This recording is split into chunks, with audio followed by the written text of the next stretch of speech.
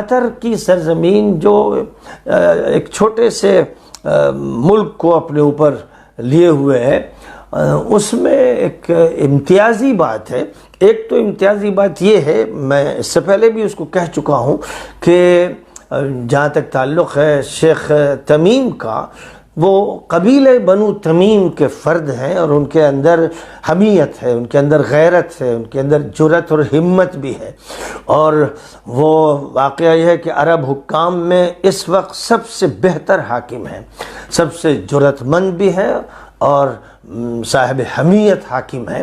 اور یہ بات اگر ایک طرف ان کے نسب کی بنیاد پر ہے، کیونکہ نبی پاک علیہ السلام نے قبیلہ بنو تمیم کی بڑی تعریف فرمائی ہے، اور اپنی ذات سے خصوصی تعلق ان کا ظاہر فرمایا، اور ساتھ ساتھ یہ فرمایا کہ آخری دور میں دجال کے مقابلے میں سب سے زیادہ جو قبیلہ اپنی طاقت کا اور قوت کا اظہار کرے گا وہ قبیلہ بنو تمیم ہوگا۔ یہ حدیث پاک میں آیا ہے، صحیح حدیث میں یہ بات ارشاد فرمائی گئی ہے کہ ہم اشد الناس علی الدجال، او کما قال صلی اللہ علیہ وسلم۔ دجال کا یہ دور ہے، اس کی تیاری ہو رہی ہے، اس کے خلاف جو قبیلہ سب سے زیادہ قوت کے ساتھ کھڑا ہوگا، مقابلے پر کھڑا ہوگا، وہ قبیلہ بنو تمیم ہوگا۔ کیا عجب ہے کہ ان پر یہ بات منطبق ہو رہی ہو کہ انہوں نے قطر کا جو نظام بنایا ہے، وہاں زیادہ تدین ہے، حفاظت ہے، اسلامی تہذیب کے مظاہر ہیں، اور ان چیزوں سے ملک کو بچانے کی پوری کوشش ہے کہ جن سے نہ معاشرہ صحیح سالم باقی رہتا ہے، اور نہ معاشیات کا نظام ہی صحیح قائم رہتا ہے، اور نہ سیاست کی بنیادیں صحیح قائم رہ پاتی ہیں۔ تو ایک تو یہ بات ہے، ان کی خاندانی بات بھی ہے، لیکن دوسری بات یہ ہے کہ علامہ یوسف القرضاوی رحمۃ اللہ علیہ نے جو قطر میں دہائیاں گزاری ہیں، اور جو اصلاحی کوششیں کی ہیں، دعوتی کام کیا ہے، جو فکر سازی کی ہے، اور یہ کام انہوں نے صرف نچلی سطح پہ نہیں کیا ہے، حکام بھی ان کے شاگرد ہیں، بڑے بڑے عہدیدار بھی ان کے شاگرد ہیں، اور انہوں نے جس نظام کو برپا کرنے کی کوشش کی، اس کے لیے جمعے کے خطبوں میں بھی انہوں نے ہمیشہ قطری حضرات کو مخاطب کیا، اور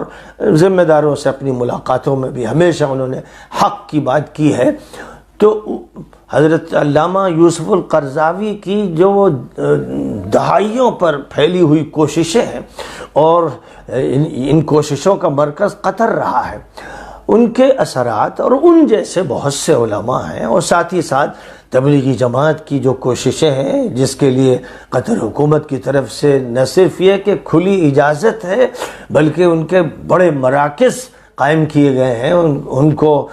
پورا موقع دیا گیا ہے کہ وہ دعوتی تبلیغی کام کریں اور پوری قوت کے ساتھ کریں۔ تو ایک طرف دعوتی تبلیغی کام اور ایک طرف اخوانی کام، اور اس کے ساتھ ساتھ پھر اور بھی جن علماء اور جن ائمہ اور خطباء کی دینی اور اصلاحی کوششیں ہیں، ان سب کے لیے قطر میں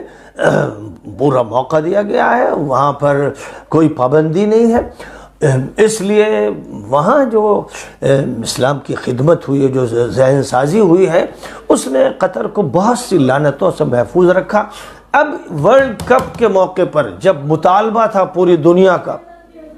کہ یہاں ان لوگوں کو بھی آنے کا موقع دیا جائے گا جو بدکار اور بدماش اور بدقماش ہیں، مرد اور مرد کے درمیان جنسی تعلق اور عورت کے درمیان جنسی تعلق قائم کرنے کے نہ صرف یہ کہ وہ خود ذمہ دار ہیں، بلکہ وہ اس کے داعی ہیں، وہ اپنی نشانیاں لے کے چلتے ہیں، ان کو بھی موقع دیا جائے گا، کوئی تفریق نہیں کی جائے گی، اور شراب پر کوئی پابندی نہیں ہوگی، اور اسی طرح ہوٹل میں جو بھی جس کے ساتھ رہنا چاہے اس سلسلے میں کوئی پابندی نہیں ہوگی۔ پوری دنیا میں یہ آزادی ہوتی ہے، اور اسی آزادی کا مطالبہ فرانس کی طرف سے، برطانیہ کی طرف سے، یورپین کنٹریز کی طرف سے تھا، اور جو دنیا کی بدترین تنظیمیں ہیں اور اسرائیل کی طرف سے یہ مطالبات تھے۔ لیکن ان مطالبات کو جس طرح شیخ تمیم نے ٹھکرا دیا، پیروں تلے رون دیا، اور یہ اعلان کر دیا کہ کوئی سوال نہیں، کوئی سوال نہیں ہے کہ ہمارے ہاں وہ گیز، وہ لیسبینز آئیں، وہ بدماش، وہ مجرم و خبیث جو مذاہب کا نظام بھی توڑتے ہیں اور انسانیت کے بھی قاتل ہیں، اور جو معاشرتی تعلقات کو نقصان پہنچانے کے لیے ہر ابلیسی کرتب اختیار کرتے ہیں، ان کے لیے اجازت نہیں ہے کہ وہ یہاں داخل ہوں۔ اسی طرح زنا و بدکاری کا کوئی موقع یہاں پر کسی کو حاصل نہیں ہوگا، اسی کے ساتھ ساتھ عریانیت کا کوئی موقع نہیں ہوگا، اور شراب کو کوئی یہاں لے کر نہیں آ سکے گا، شراب پر پابندی ہوگی۔ یہ بہت بڑے فیصلے تھے۔ آج کی موجودہ دنیا میں ان فیصلوں کا اعلان کرنا اور ان فیصلوں کو نافذ کرنا، صرف یہ نہیں کہ ان کا واس کہہ دینا یا ان کی خواہش ظاہر کر دینا، صرف اس پر قطر نے اکتفا نہیں کیا۔ ابھی ہم سب دیکھ چکے ہیں کہ سعودی عرب میں کس طرح اختلاط ہو رہا ہے، کیسی عریانیت ہو رہی ہے، کیسی فحاشی ہو رہی ہے، اور ہالووین کے نام سے شیطان کی پوجا کرنے والوں کا کس طرح سے پروگرام کیا گیا ریاض میں، یہ سب دیکھا جا رہا ہے، اور پوری ضد کے ساتھ یہ ہو رہا ہے کہ اس کے خلاف اگر کسی نے بولا، جیسے شیخ صالح آل طالب نے حرم میں تقریر کر دی تو ان کو جیل میں ڈال دیا گیا۔ کوئی بھی اگر اس پر تنقید کرے گا تو اس کی خیریت نہیں۔ الحمدللہ قطر اس لعنت سے،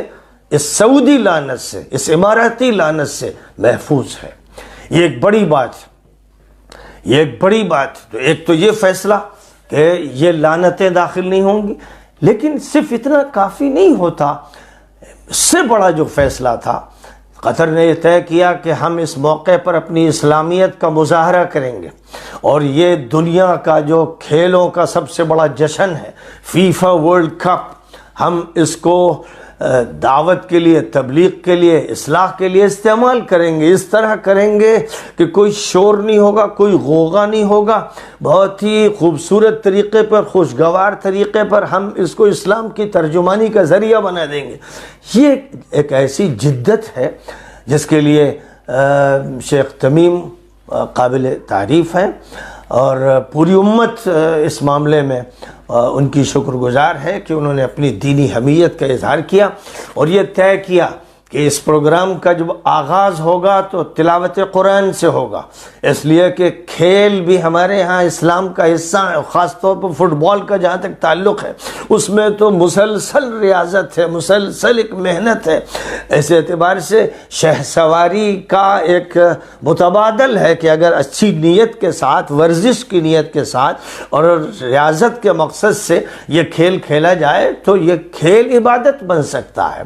اس لیے اس کھیل کے اندر وہ بات نہیں ہے کہ جس سے انسان کو نقصان ہوتا ہے، نفسیاتی یا جسمانی، یا جس سے نمازیں چھوٹیں یا اور دوسری مصیبتیں آئیں۔ تو یہ کھیل اور کھیلوں کے مقابلے میں